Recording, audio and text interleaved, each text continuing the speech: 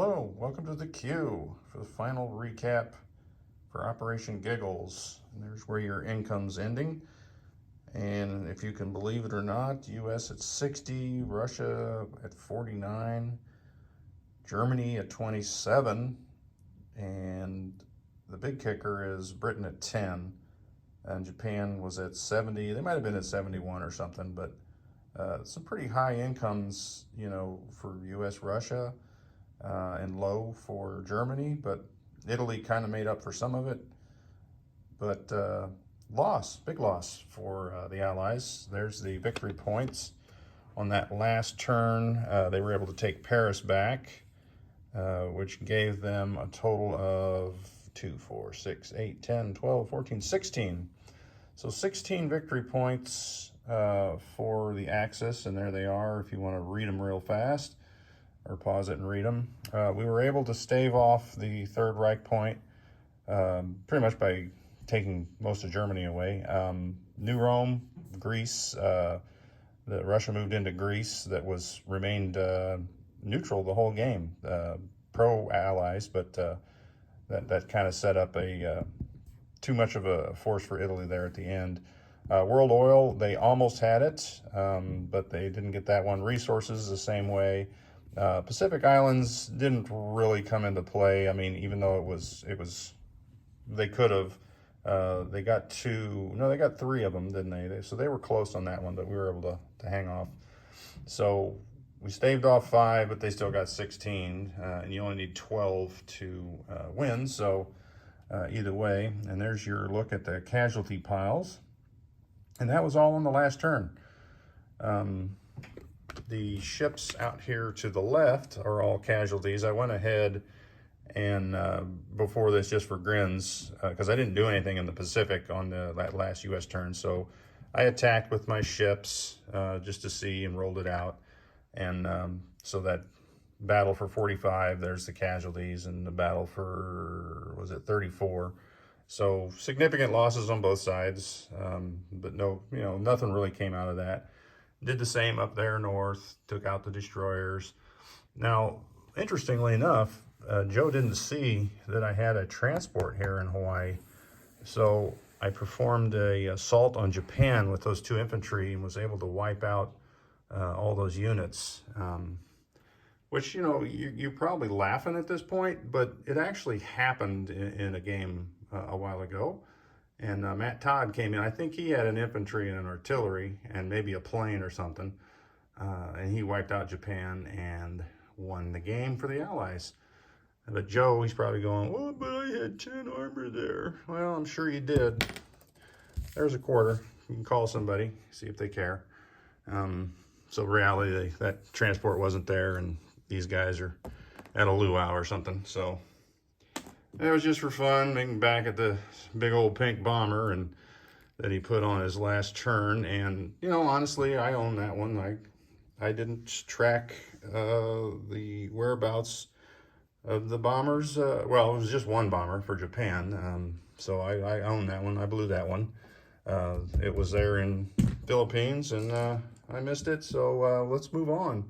Other attacks during the turn, Japan finally took all the islands. Took them forever to get there. I don't know what they were doing most of the game, but they finally got them, including Dutch New Guinea, which got them up to that 6 on the oil point. And then Italy came into Saudi Arabia to try and get 7, and they came into Iran. That gave them 6. And then they were going to get 7 here because it was less to hit Saudi Arabia than it was to hit Iraq. However, they failed. There's actually 1 Saudi Arabia infantry left.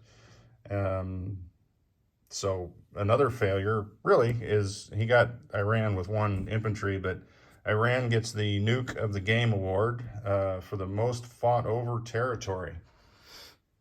And I think every nation was in the Middle East except the U.S. And at one point probably had units in Iran.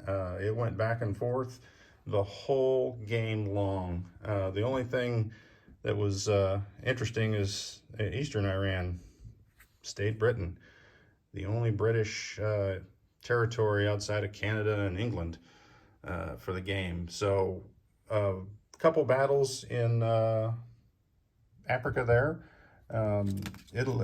Britain did come down, take back Sierra Leone, but lost it to the Italian counterattack. They could have sent more guys there, but wanted to take Gibraltar so that the French could come in and take Algeria and regain some of their homeland. Now, the French's game played an almost flawless game. Probably never seen the French played as well. The only mistake I'm going to say the French made was when they were up here, they had 2 Commonwealth transports, and they stepped both infantry onto one. So in this maneuver here, you could have brought 2 transports, one for the freebie and one on 3. And I'm sure, because Sire was rolling that, this would be French. I'm pretty sure that's how that would have worked. But otherwise, a flawless game by the French. Some bombings, some Navy, Axis Navy destroyed all over the Atlantic. Paris was hard fought over, and then the British, that allowed them to come into northern Italy, and they failed to roll the dice, so that battle was quickly extinguished. Russia back and forth with Germany on the front, but as you can see, outside of Warsaw, there's not a lot of forces to do any counterattacking, not that you would, and because there is no turn 9. However, here's where Russia, they did take Greece from these transports here.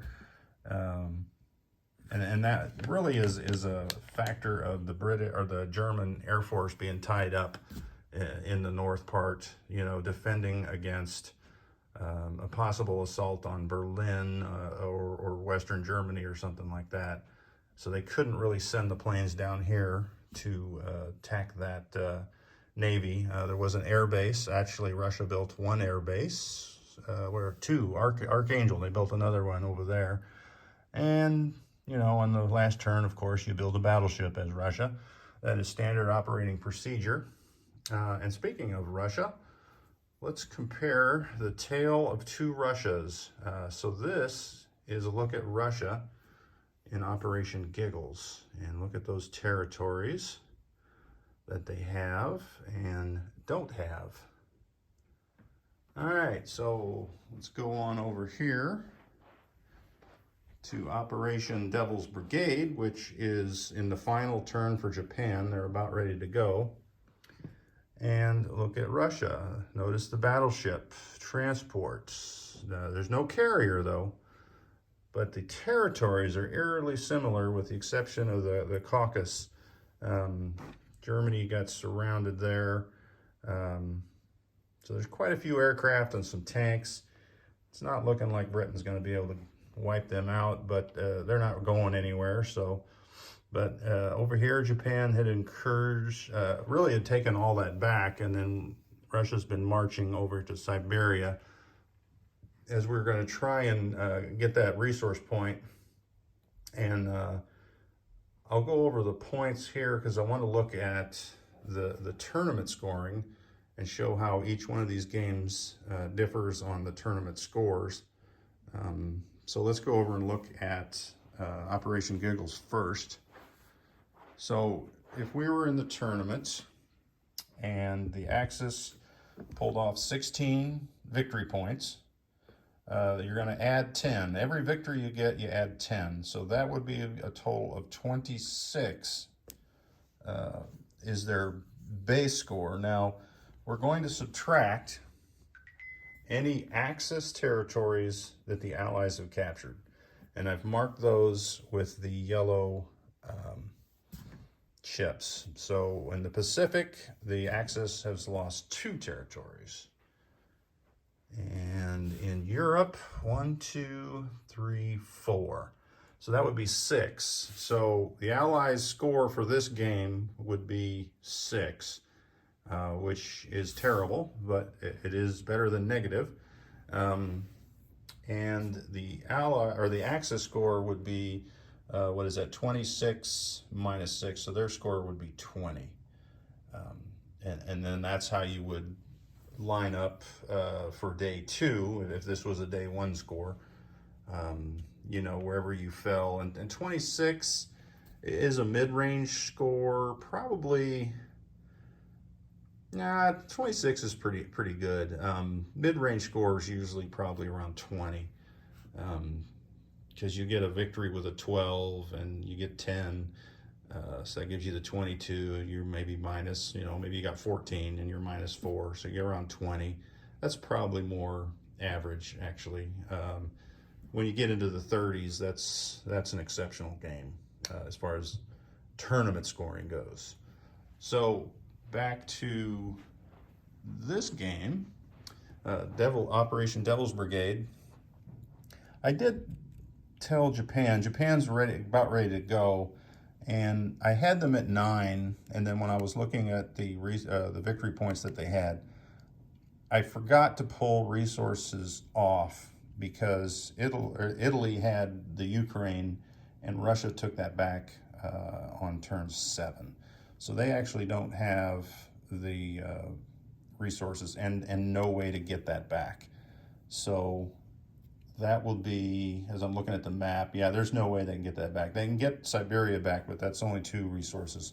So that one is gone, out of their reach.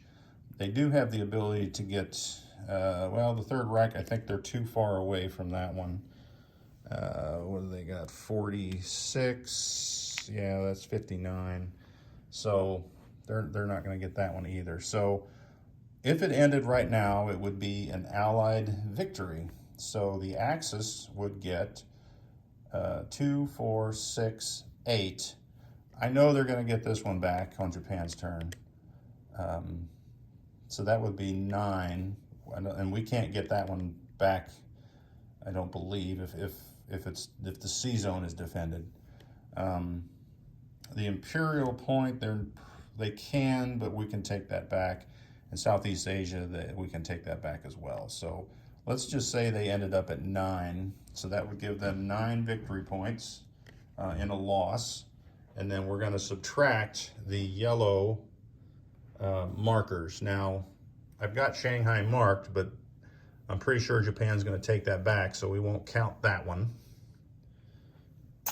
And we'll subtract 1, 2, 3, 4, 5.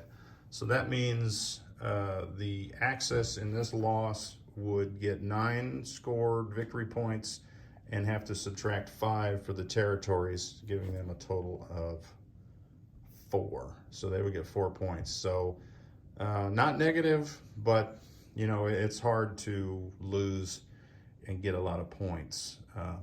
But if you can stay positive, that always helps you on day 2.